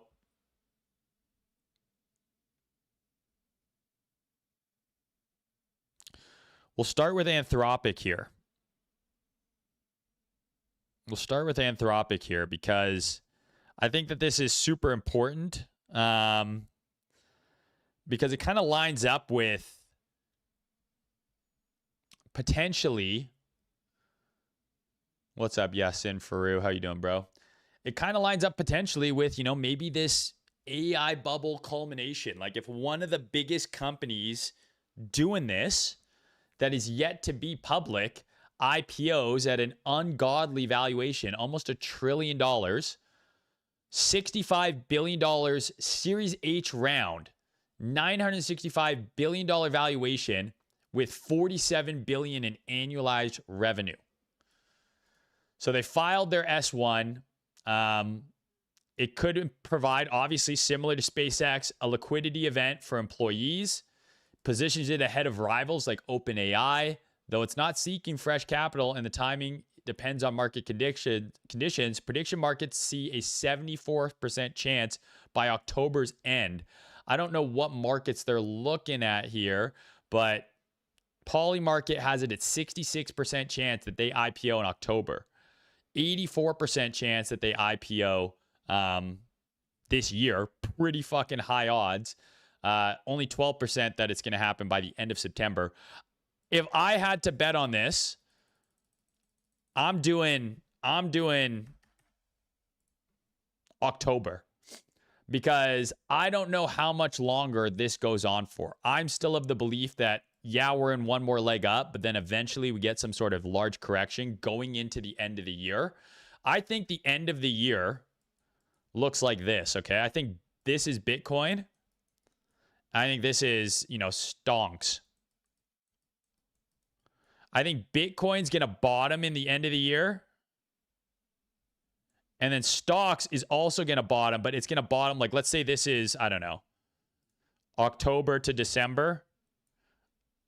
October to December. I think stocks bottom later, like after Bitcoin. So maybe they don't start their dump until later either.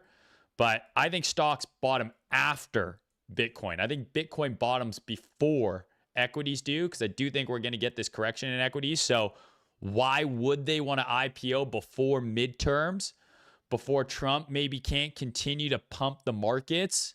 A lot of good questions to be asked here, but this is crazy. And if I was a betting man, which I am, I like October. I like October because now December's still months away and a lot can happen between now and then. So if I had to rip this, I think I would rip October. I think that's where the juice is.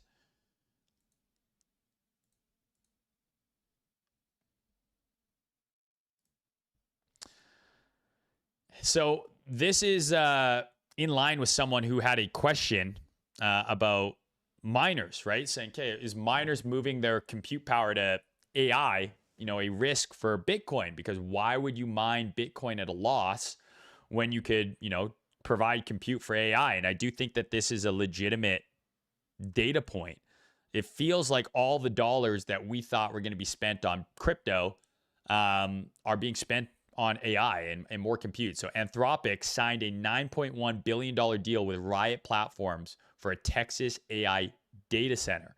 Riot Platforms agreed to provide Anthropic with 191 megawatts of AI data center capacity at its Rockdale, Texas campus through June 2048, generating $9.1 billion in revenue with options to extend to $16.1 billion. The deal is one of the largest AI cloud contracts yet, and it caused Riot's shares to surge 25% in after-hours trading from a 1940 close. It shows Bitcoin miners repurposing their power setups for the booming AI demand, with initial deployment set for late 2027 and full capacity by mid-2028. This is money that you think was meant to be coming to crypto, the institutional money, the Bitcoin miners, and they're going into AI. Is this affect Bitcoin's long-term, viability? I don't know. I don't love this. I do think that obviously the best case scenario for Bitcoin is it starts going up again, so miners are profitable when they're mining Bitcoin.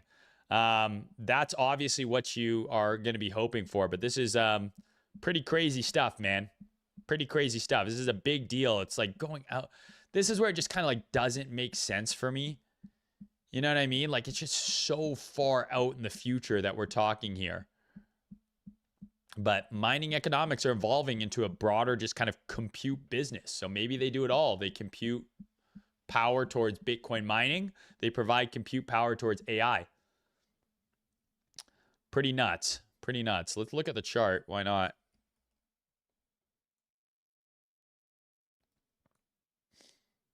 Did it full retrace the move already? Yes. That's so funny. That's so funny. So the last whiteboard episode was on news. Don't trade the news. Don't trade earnings. Don't trade these things. So look at this. Big earnings miss. Massive earnings miss. Right? But they beat on revenue, but spending, I assume. They missed on earnings massively. Huge deal with Anthropic. And we're right back where we started. So you have negative earnings, huge deal with Anthropic, and then just a couple of hours later, we're right back where we started. So if you remember from the whiteboard video, let the candle close, let the news digest, and then figure out what's going to happen. Are you bullish or bearish on this chart, regardless of what the news says? Well, I think there's a reason to be potentially bullish here because we're retesting this order block, and you could have just gotten annihilated trying to trade that, kind of news-based move.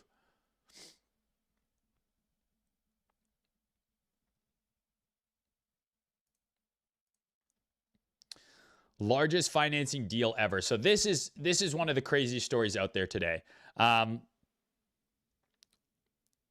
So Nvidia has acquired a deal from a consortium of private equity firms, and basically they're lending Nvidia $500 billion without Nvidia having to take any sort of balance sheet risk. So Apollo, Blackstone, BlackRock, Brookfield, Goldman, and KKR are involved in what is arguably the largest financing deal ever on Wall Street.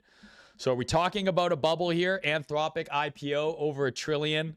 Nvidia securing a $500 billion loan basically without taking any balance sheet risk. Now what's crazy about this is effectively what's happening here is they are getting $500 billion in third-party capital that is lent by the partners. So Apollo, BlackRock, Blackstone, etc. They are going to connect the customers of these financing platforms.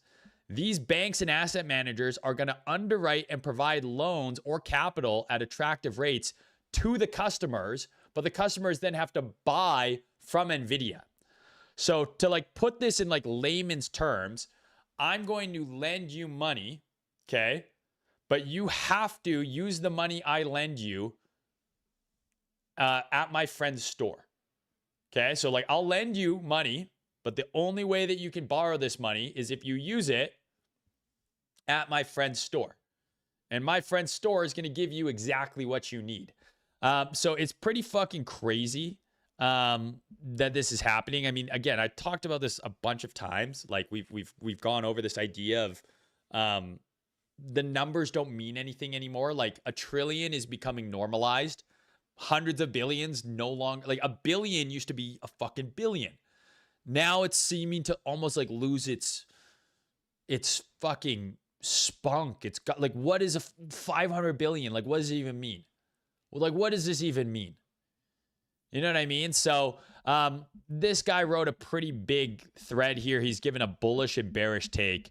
But effectively, what he's saying is the bullish case is Nvidia securing demand without the balance sheet strain that I mentioned, because the loan is actually being underwritten by BlackRock, Blackstone, Brookfield, Apollo, etc., while benefiting the broader semi-stack, contrasted with the bare risk of circular financing. Another thing that we've spoken about extensively on this stream is you kind of have this Nvidia central node, and outside of here, you have all of these kind of ancillary companies, and it's just like very, not ancillary, but like it's I don't know if that's the right shorthand for SanDisk, but it's kind of, it seems a little incestuous because it's like they're borrowing from them, who's buying shit, who's partnered back with them.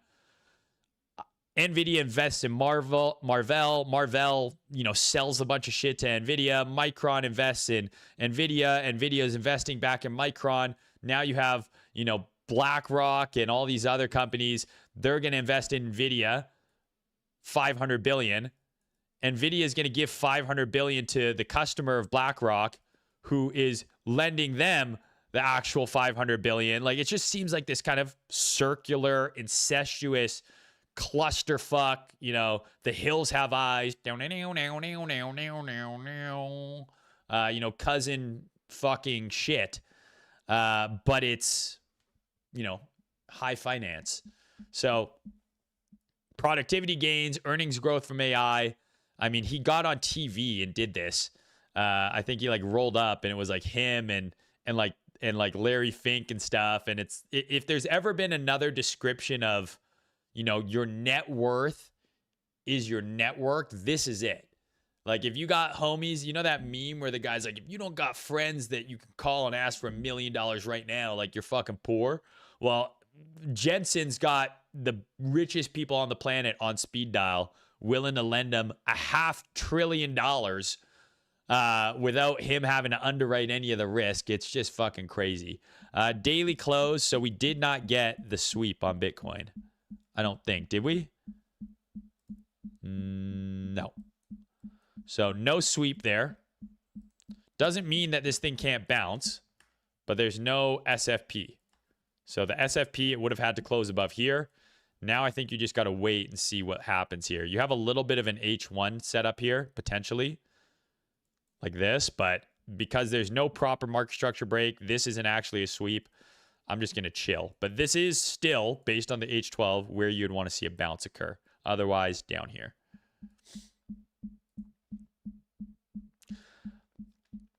SpaceX shares rebound above IPO price on Starlink upgrade hype. So the stock jumped more than 15% to 136.70. Your boy, Trader Main, SpaceX IPO investor, is up on his money after Musk detailed V3 Starlink satellites on Starship, promising massive capacity gains over current models and potential for $200 billion in annual revenue. Now, obviously, as we saw some of these shares unlock, we saw SpaceX aggressively sell off, which is kind of standard for IPO land. And we talked about this kind of trend line break, maybe a move up. Now, I'm not fully convinced that this can't make another low here. I think it absolutely can. I think that this absolutely can make another low. Still too early to tell, but this is the first sign of structure, right? Like, to me, none of this structure really meant anything here. Sorry, that was my restless leg syndrome, Cody. But now we have like a range. And we have a break above the range. So if it's bullish, you want to see it kind of hold this retest. if it's going to continue higher. Whether or not it does that, I don't know. But Elon basically has come out and said that these V3 satellites that are going to be launched are an order of magnitude more capable than the current V2 satellites. That means 100x more bandwidth of Starlink V2 systems, which will reach 20 billion in annual recurring revenue this year. Even if the revenue per gigabit drops by 10x, that still means SpaceX Communications revenue will exceed 200 billion a year. Again, what do these numbers even mean? What do these numbers even mean? Cathie Wood, the best investor of all time, we all know this, friend of the show, we wish her well, thought it was only going to be 20x. She now thinks now that she understands it's 100x, it's astonishing. So she's probably going to celebrate this by buying the top of another market with other people's money and still maintaining a job. So like I said, we wish her well, friend of the show. But this is kind of the roadmap for the next decade. Raymond James says that SpaceX can hit $5 trillion in annual revenue at 90% EBITDA within the next decade as Starship drives launch costs from 2,700 kg towards 100 kg while lifting payload capacity from 23 tons to over 100 tons. So effectively, what this guy is saying, or what Raymond James is saying, or he's saying, does he work for Raymond James? I don't know, is that if everything works out perfectly and they just reduce their costs massively, they're just going to make all the money in the world. They're just going to print infinite money. What could possibly go wrong? But this is not that far in the future here. This is where we are right now. Starship initial ops, fully reusable vehicle unlocks transportation super cycle. Fuck the meme coin super cycle. We're having reusable rockets into space. And you're worried about longing meme coins in the trenches with Jack Duvall. It's unbelievable. So Starlink D2D service, high cadence launches and increasing payload capacity. By 2028 to 2030, AI infrastructure deployment into space.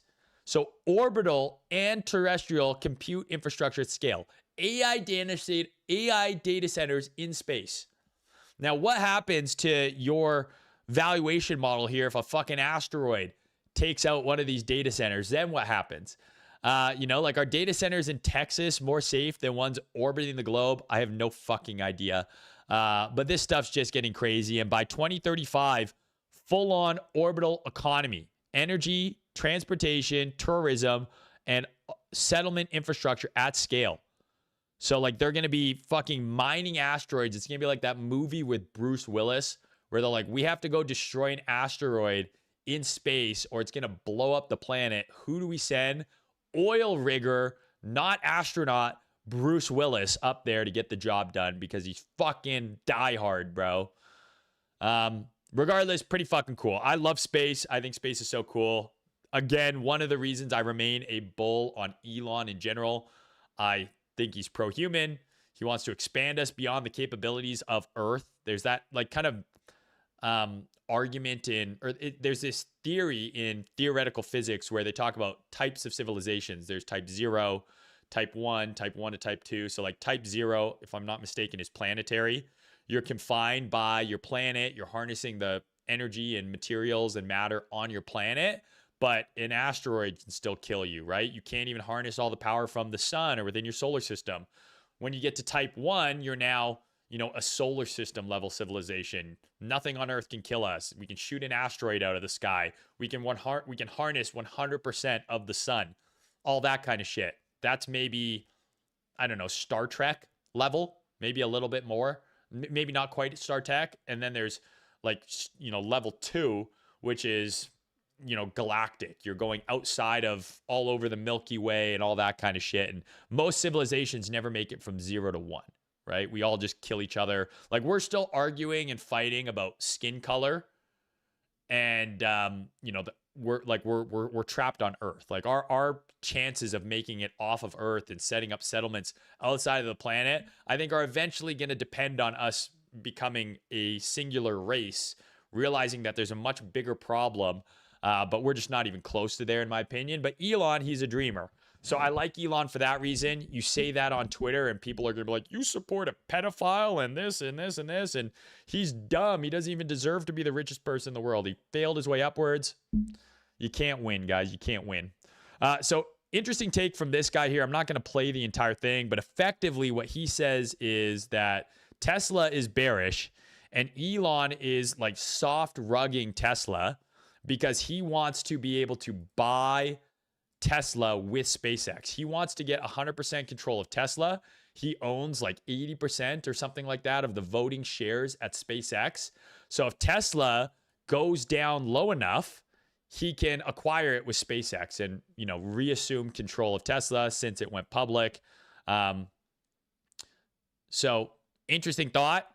This guy did make a shit ton on Tesla during COVID. If I remember correctly, he made like 8 figures longing Tesla, like gig along with leverage. So does he have that in his bio?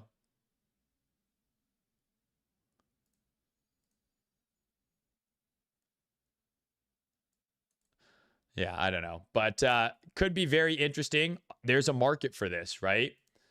Tesla and SpaceX merger officially announced by. So, you know, there's something to this. And from a chart perspective, we've been bearish on Tesla for a while. Lower high here back in May. We got the structure break. Now looking at this thing, I think the next expectation for Tesla, right, is another lower high. Move up, then down. Maybe eventually down to those lows. And then once we come and take out those lows later this year, you bang this market for yes on Polymarket. You win twice. You win twice. You short Tesla, take puts on Tesla going into the end of the year, and you buy the Tesla SpaceX merger. And that thesis is brought to you by Meet Kevin. So if it doesn't work, this is the guy that you sue. You don't sue me, you sue Meet Kevin because this was his idea. I'm just explaining it. I'm just explaining it. So there's obviously something here. 5-minute model cooked on ETH, bro. You are correct. Per aspera ad astra. Indeed, my good man.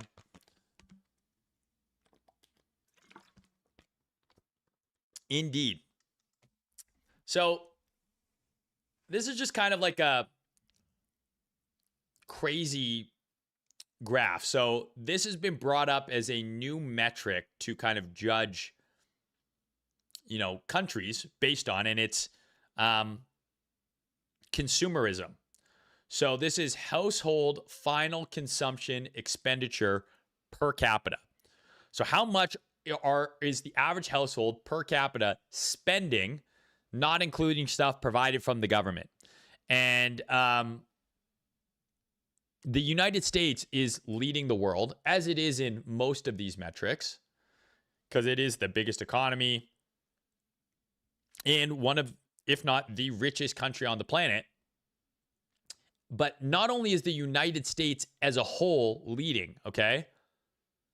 If you were to make every single U.S. state its own country, all of the states are beating every other country. So now, this isn't necessarily like how rich the individual people are, but they're spending, right? Every single state per capita in the US spends more in terms of final consumption than every other country on the planet.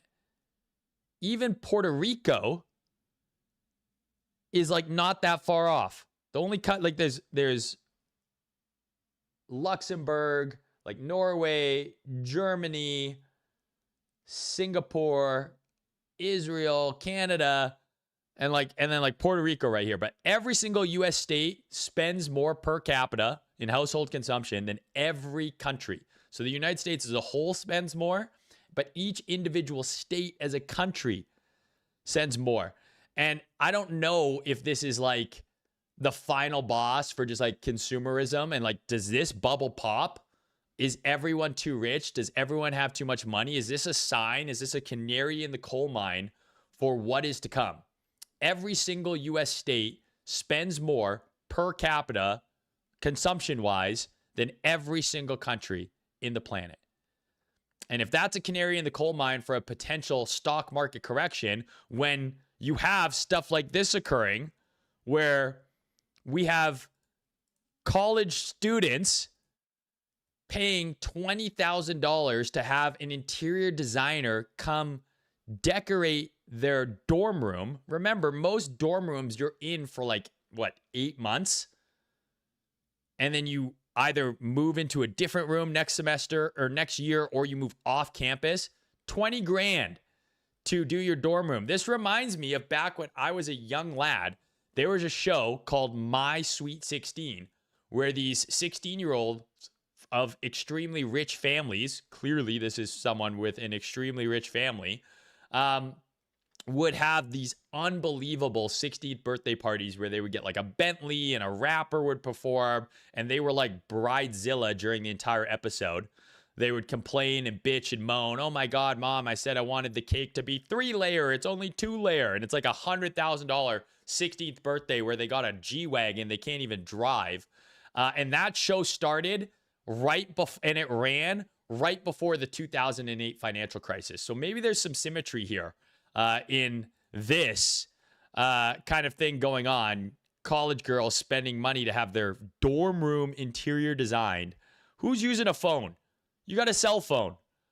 Insane stuff, but I wish them well. I hope everything works out. So as they rightly joked, Fed rate hike is coming. And I do think that this is probably going to creep up as we get closer to the date. Right now, it's just under 60% for no change.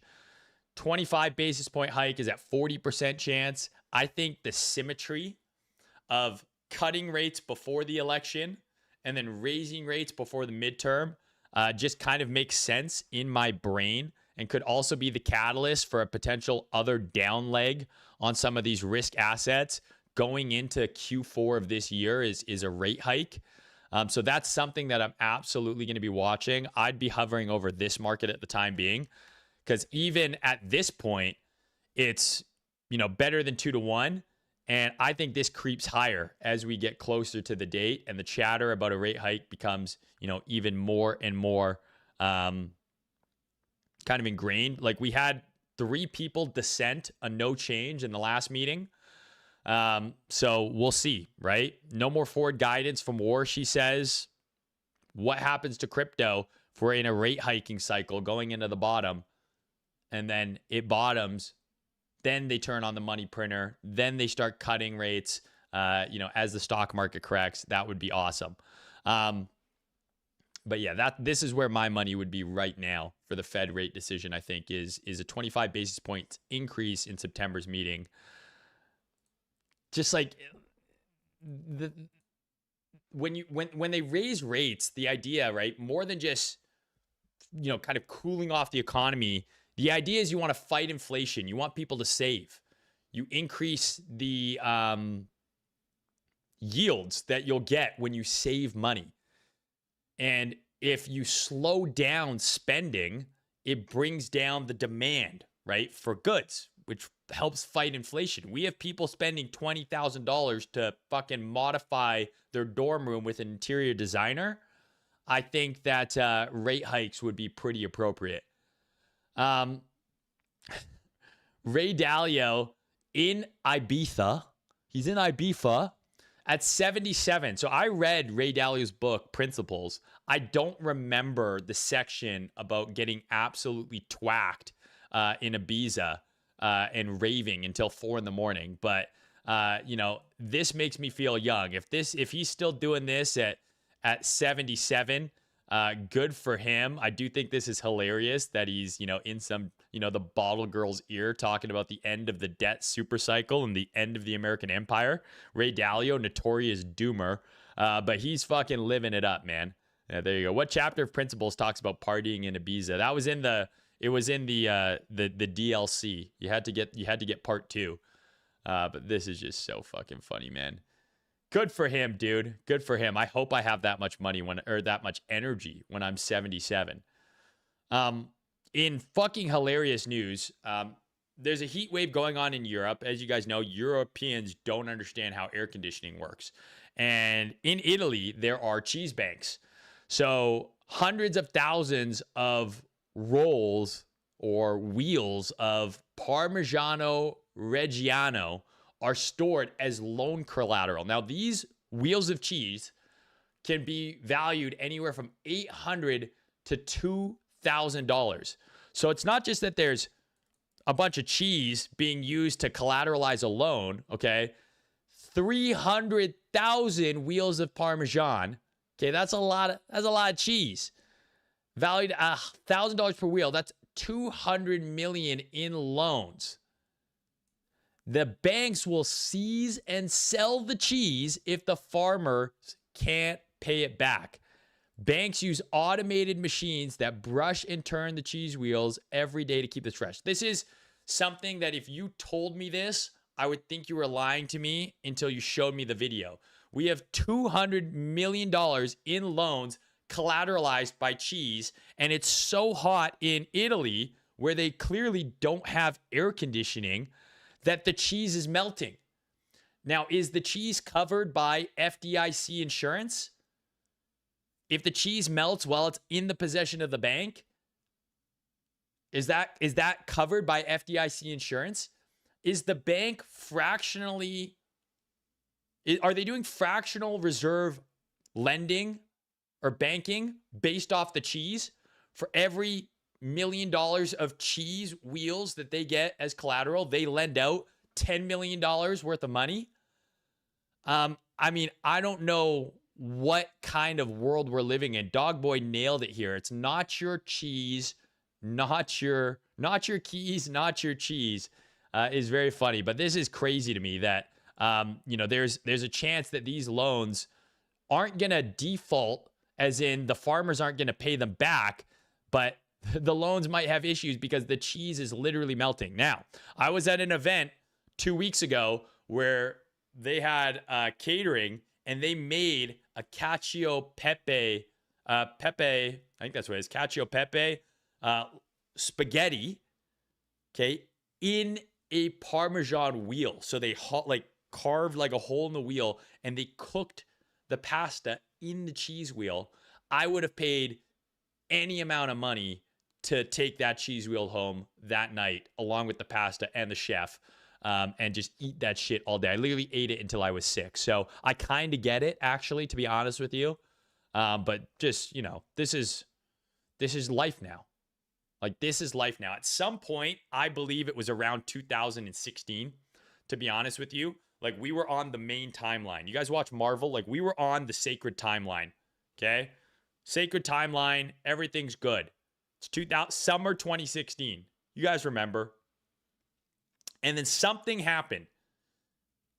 Like, in the Large Hadron Collider, they created a black hole, and our reality died, and we splintered off into this new timeline where cheese is used to collateralize loans. Robots are gonna take your job, and kids aren't drinking anymore, nor are they having sex, and we get yelled at by like fat blue-haired liberal women about being pieces of shit, and everything just went downhill, like, aggressively.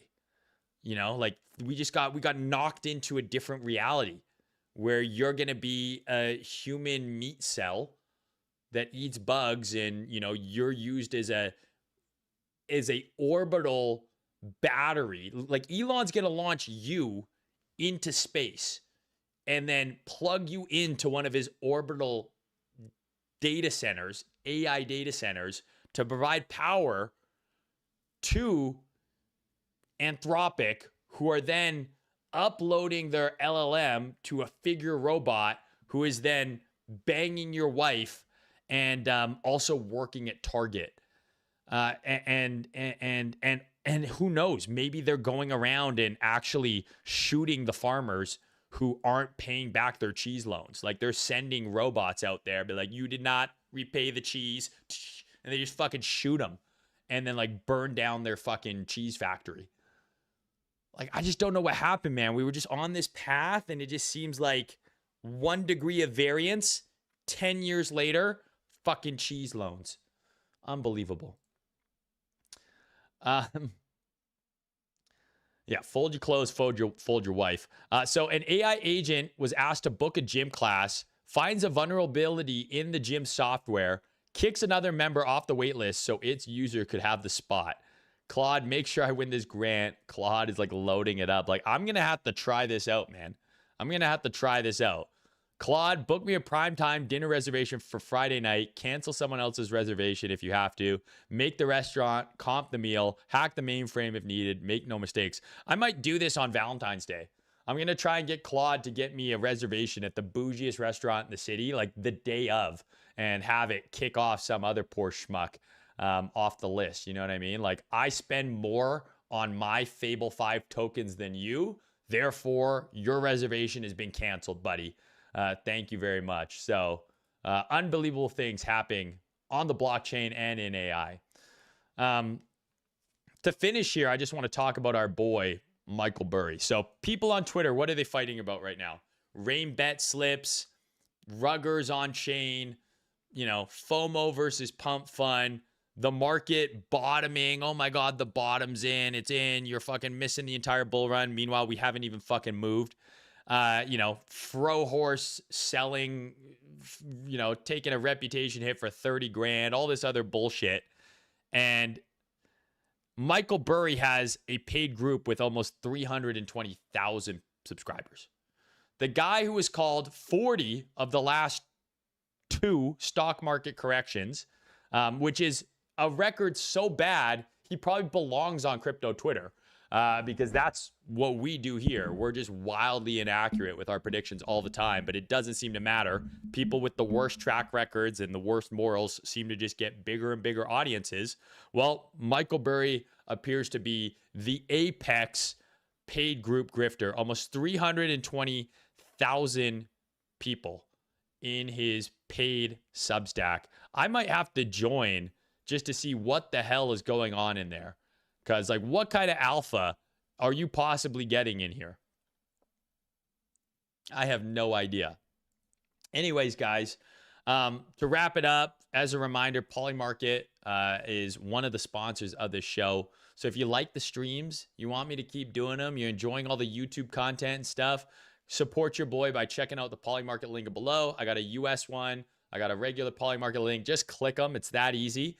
And now you can live trade and live stream tennis directly in the app. So you don't even need to watch it on TV anymore. They're the official prediction market provider for the ATP. So shout out Polymarket. Shout out all of you for tuning in. I'll be back on Thursday. Stay safe. I hope you made some money with me this week. We got more shit coming. New whiteboard video just dropped yesterday. Make sure you check it out. And guys, NASDAQ, S&P 500, silver, oil, all available to trade on Breakout right now, 24/7. More stuff coming soon, so stay tuned. I'll talk to you guys later.